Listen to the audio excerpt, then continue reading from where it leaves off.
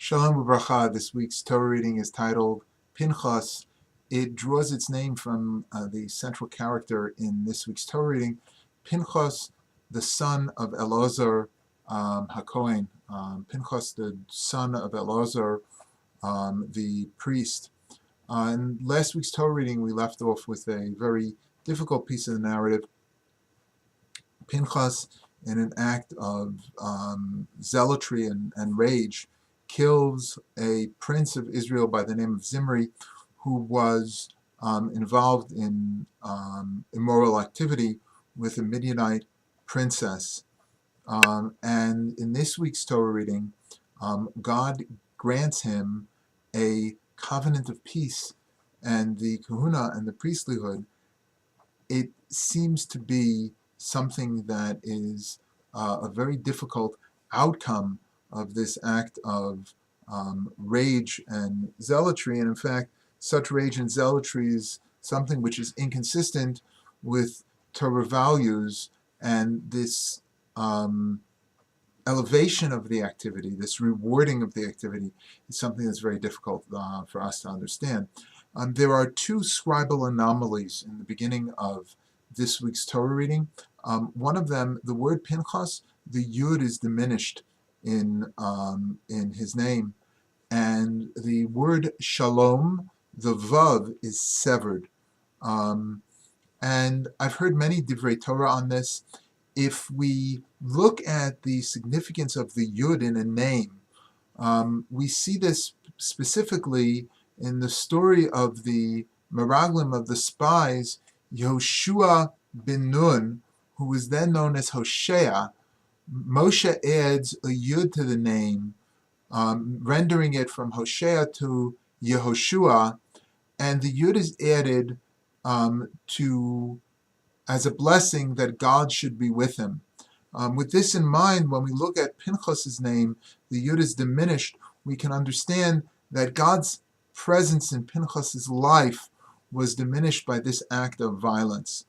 The severed vav, shalom, the severed vav in the word shalom, perhaps is telling us that the Brit Shalom, the covenant of peace that God made with Pinchas as a result of his act of zealotry, was not necessarily a reward, but a remedy, that Pinchas was missing peace because of the fact that he had engaged in this act of zealotry. And this is very much in line with traditional teachings. We're told that David HaMelech, that King David, could not build the temple because he was a man of war.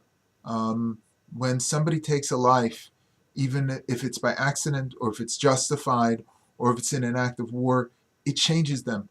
It changes them. It breaks the peace in their life. And the scribal anomaly, which has the vav severed, perhaps the reason for that is because the peace in Pinchas's life was severed by this act of violence, and God needed to give him a covenant of peace, a remedy for the peace that was lacking in his life. The Torah reading continues to talk about a census that counts all of the people between 20 and 60, and Moshe divides the land by lottery among the tribes of Israel. There is a significant story that is recorded in this week's Torah reading. There is a person by the name of Tzlofchad that dies, and he is without male heirs, and at that point women were not able to inherit property. The children of Tzlofchad, the daughters of Tzlofchad, petition Moshe publicly that they be granted an inheritance of the land belonging to their father. And Moshe consults with God, and God says that their claim is just, and the laws of inheritance are rewritten in order to allow not only the daughters of Tzlofchad, but in order to allow women to inherit. This is significant because this may be the first recorded historic event of land passing from father to daughter, which was unheard of at that time. And the land, the land would then be passed on to their children, which is an issue that is addressed in a later parsha. We are living in a time where men and women ideally experience equal rights within our culture. So much so that we have a woman who has received the nomination of a major party. It all began with the daughters of Tzilofchad. Shabbat Shalom.